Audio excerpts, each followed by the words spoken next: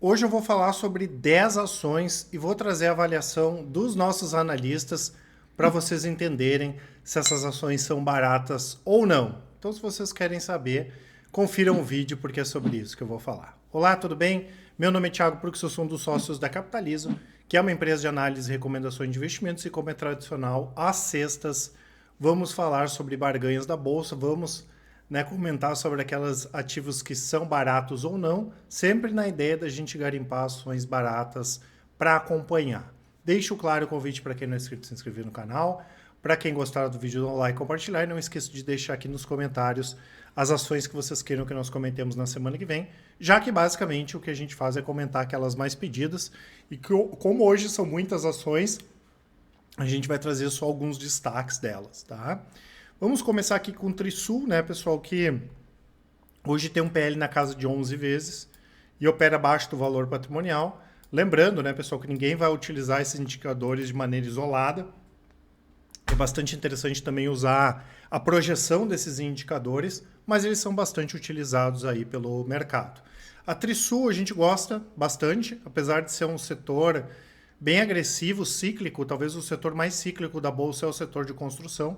A Trisul é uma empresa mais conservadora, ela não vai fazer tantos lançamentos como uma Cirela, que a gente vai comentar que está aqui embaixo. É uma empresa que já passou por períodos bem turbulentos e ela tem uma característica bem interessante que é o menor ciclo operacional dentre as empresas da B3 de construção, ou seja, comprou o terreno, construiu, fez projeto, vendeu, tudo. Esse ciclo operacional da Trisul é o menor, tá? Então, para quem gosta do setor de construção e quer acompanhar uma opção que tenha menos volatilidade, vamos dizer assim, dentro desse setor que é bastante cíclico, a Trisul é uma boa empresa e é uma ação barata. O PL dela, né, pessoal, vai melhorar à medida que os resultados melhorem também. Né, os resultados vêm bastante pressionados nos últimos anos, principalmente pela questão dos custos maiores puxados pela inflação, o que não deve acontecer nos próximos trimestres. Então, isso pode ajudar com os resultados da Trisul. Bradesco, né, pessoal? Todos os dias alguém nos pergunta aí sobre Bradesco. Nós já comentamos que, dentre os 4 grandes, os mais interessantes na nossa avaliação são Itaú, pelo conservadorismo, né, e também o Banco do Brasil, também em função do conservadorismo hoje e pela posição de liderança na parte de agronegócio, que é um negócio que vai continuar crescendo.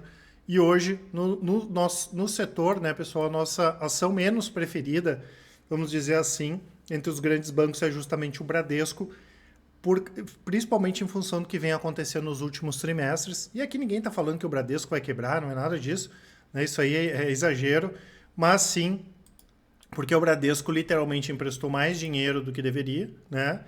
E a inadimplência dele vai continuar mais alta do que os outros bancos, tá? Inclusive, nós pioramos as expectativas de resultado para o Bradesco. A gente esperava que, pelo menos a partir do segundo semestre do ano que vem, o Bradesco fosse começar a divulgar resultados melhores. E, dado, né, o que a gente viu nos últimos trimestres, isso vai puxar que talvez no início de 2025 os resultados do Bradesco comecem a melhorar. Em termos de múltiplo, opera em cima do valor patrimonial, né, e o PL está um pouco mais alto porque os resultados estão piores, né? Não é, na nossa avaliação, dentre os grandes bancos, o mais barato, mas é uma ação barata, é uma ação boa, apesar da nossa preferência aí pelo Banco do Brasil e por Itaú. Lojas Renner, né, pessoal? Aqui é interessante a gente trabalhar com projeção. É normal até essas empresas terem um PVP mais alto. E em relação ao PL, né, os resultados bastante achatados aqui no caso de Renner fazem com que o PL seja mais elevado. Mas o preço da ação caiu tanto aí que se a gente faz uma projeção desses múltiplos considerando o preço atual da ação, né, considerando que o preço, nesse preço atual e que o lucro suba, a gente consegue projetar um PL aqui vindo para quase um dígito, o que para empresas de varejo é barato. A Renner é referência, né, pessoal? É uma empresa que ela não tem problema de vendas, vamos dizer assim. A questão principal que trouxe os resultados piores foi a pandemia, a questão da inflação também. Claro que a concorrência impactou, mas não tanto, né? E os resultados vieram abaixo, mas a gente imagina que o pior já tenha passado. Em termos de custos e despesas, segundo semestre vai ser melhor. A gente tem também as questões com despesas que eram relacionadas ao novo centro de distribuição Cabreúva, que já está em 60% aí da capacidade, e o negócio de crédito, que foi o que destruiu os resultados, vamos dizer assim, por causa da inadimplência também já deve estar no fundo do poço. Então a gente espera resultados mais positivos para a Renner. Dentre as empresas do setor, a gente entende sim que nesse patamar de preço é uma barganha. Temos aqui Blau, né, pessoal, que é uma empresa que é líder na indústria farmacêutica. Basicamente, ela atua no segmento institucional, tá? E é uma das empresas pioneiras aqui no Brasil em biotecnologia. O que significa, né, pessoal, operar no segmento institucional? Ela não é que nem a Hypera Pharma, né, que vai vender com foco no varejo, né? Tanto medicamentos que têm receita ou medicamentos que não têm receita. No caso aqui da Blau, ela vai desenvolver medicamentos de alta complexidade, principalmente injetáveis, e o foco é vender para hospitais, né, tanto públicos quanto privados, operadoras de saúde, saúde pública, clínicas. Então, ela é diferente nesse sentido. É uma empresa interessante, ela tem um potencial de crescimento fora do país, né, principalmente nos Estados Unidos, com a operação de coleta de plasma. Tá? É uma empresa boa. Tá? A mesma coisa que quando a gente olha esse PL dela e vê que os resultados estão achatados, né, se ela resgata os resultados aí do pré-pandemia, também fica com um múltiplo aqui abaixo de um dígito, que o que a gente consideraria ação barata, sim. Então, é uma ação barata nesse momento. O que acaba pegando, né, pessoal, que a gente já comentou algumas vezes aqui, é que esse tipo de setor, e vale para a Hypera Pharma também, é um setor que é complexo, né, de acompanhar, essas empresas gastam muito com pesquisa, com desenvolvimento e marketing. Então, é bem complicado nesse sentido, né? Mesmo que a empresa vá fazer um faturamento grande, não necessariamente esse faturamento grande vai se reverter em mais lucros. Então, justamente por essa questão de muitos custos em pesquisa, desenvolvimento e para conseguir vender os produtos, a gente prefere outros segmentos, mas é uma empresa boa e é diferente, né? E pode até, para quem gosta de Hypera Pharma, fazer uma composição, né? Uma dobradinha, uma casadinha aí entre as duas empresas numa carteira de longo prazo, tá? Eu quero só deixar aqui, pessoal, para vocês não esquecerem, para quem ainda não baixou o nosso e-book de uma relatório grátis mesmo ao cap boa aí para o curto prazo e também a nossa promoção a Niver WB, né, pessoal, em homenagem ao Warren Buffett, que está de aniversário, né, o cupom que dá até 30% de desconto para quem pagar à vista ou Pix, no boleto ou Pix, nas assinaturas Full Trader e carteiras. Depois eu comento mais um pouquinho das nossas estratégias, lembrando que hoje a Capitalismo tem as melhores recomendações pelos menores preços do mercado. Outra ação que foi bastante pedida foi a Vivara, né, pessoal? A Vivara é uma empresa interessante, é uma empresa que trabalha com segmentos mais classe A, vamos dizer assim. É a maior rede de joalherias aí da América Latina. É legal porque mais de 80% dos produtos vendidos são produzidos pela própria Vivara, né? E isso permite com que ela tenha um maior controle, uma maior qualidade e o produto acaba sendo bastante diferenciado. Ela tem uma base de clientes gigantesca, são mais de 7 milhões de clientes cadastrados, o que é interessante também. A gente gosta, né, pessoal? Não é uma barganha, mesmo que a gente vá tentar fazer algum tipo de projeção de múltiplo, a gente não considera uma barganha, mas é uma empresa de bastante qualidade, né? Para quem prefere comprar ativos de qualidade e a questão de múltiplos não é tão importante assim, pode ser uma opção de acompanhamento, mas é uma empresa muito boa. E ela tem uma marca, né, dentre as marcas da Vivara, que é a Life Vivara, que foi lançada em 2011. Ela é mais focada no público jovem, que tem tido um sucesso muito grande. Inclusive, hoje, mais de 60% do crescimento da Vivara vem dessa marca Life, que é bastante interessante.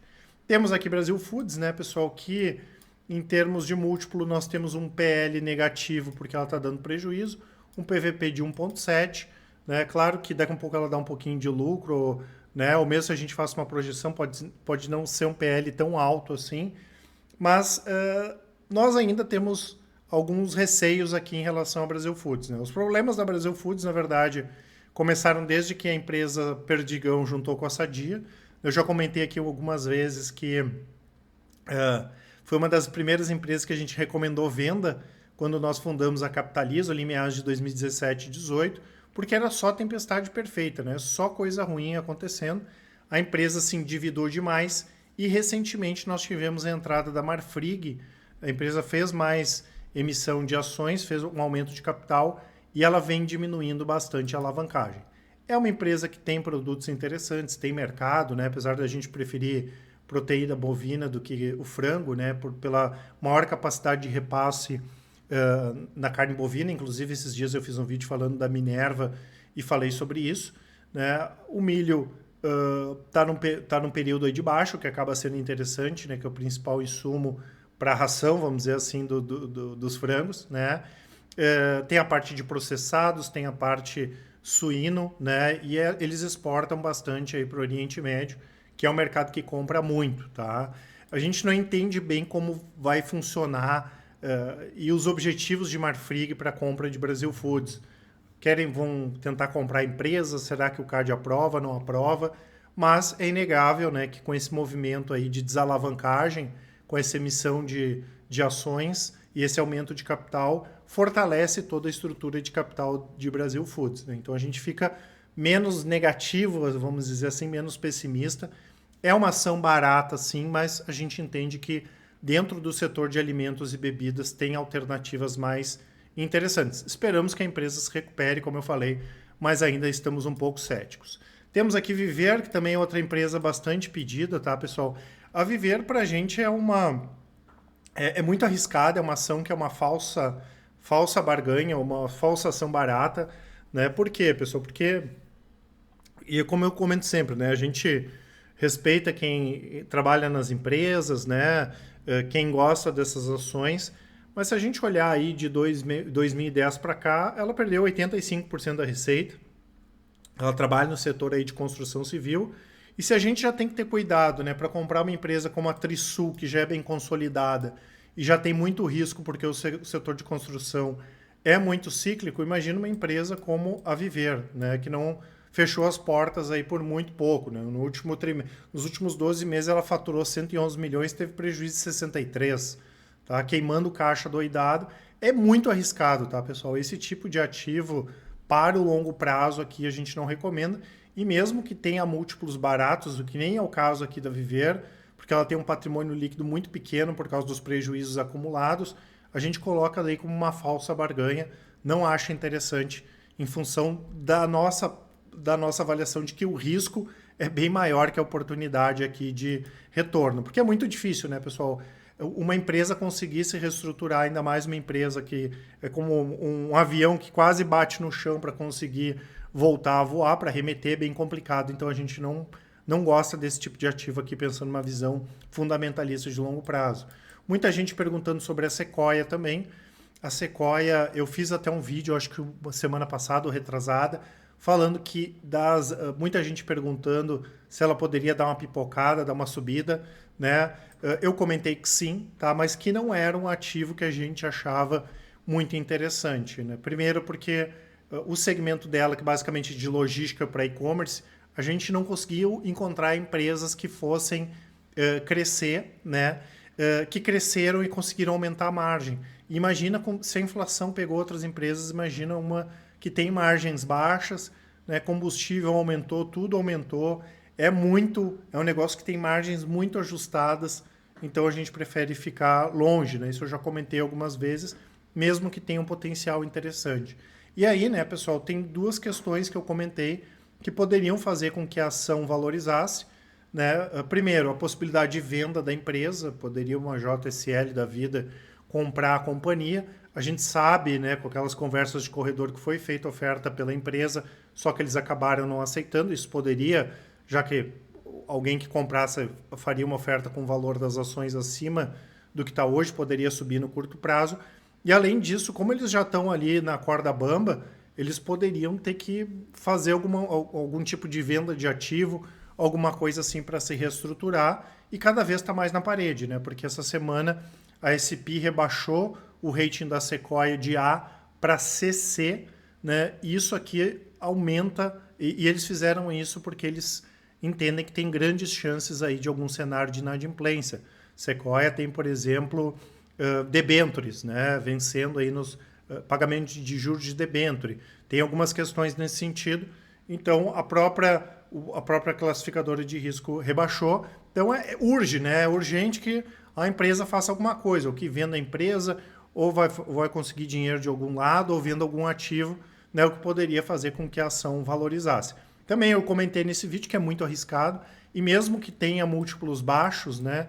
Hoje ela opera bem abaixo do valor patrimonial. Não é o caso de Como Viver aqui, que tem uma situação pior, mas por longo prazo a gente não acha interessante assim por análise fundamentalista, por entender que tem mais risco do que retorno, tá? Temos aqui Shoes, né, pessoal? Shoes, voltando aqui para as boas empresas, é uma ótima companhia. Ela é dividida na parte de compressores e na parte automotiva. A gente conhece bastante Shoes porque nós acompanhamos a WEG há muito tempo e a WEG fornece para eles. Inclusive, a WEG fez um trabalho de fornecedor bem interessante aqui com a Shoes, né? E hoje a Shoes é a maior fabricante aí de compressores de ar da América Latina, tá? Tem a matriz ali em Joinville e é uma empresa que trabalha muito forte com exportação, tá? Na parte automotiva, desde ali de meados dos anos 80, eles trabalham com o segmento automotivo global, é referência hoje no segmento, quando a gente fala da parte de usinagem, o ferro nodular e cinzento, e tem muita coisa voltada para o agro, né? O que acaba sendo positivo. Eles têm uma capacidade produtiva boa, né? O que não exige tantos investimentos assim, e como eu falei, é uma empresa forte em exportação. Apesar desse PVP aqui de 2,2, é no nosso entendimento uma ação barata e melhorando um pouquinho os resultados aqui, esse múltiplo vem para 6, 7 vezes, né, melhorando os resultados na última linha ali em termos de lucro. Então é um ativo barato e que também tem potencial aí para pagar dividendos.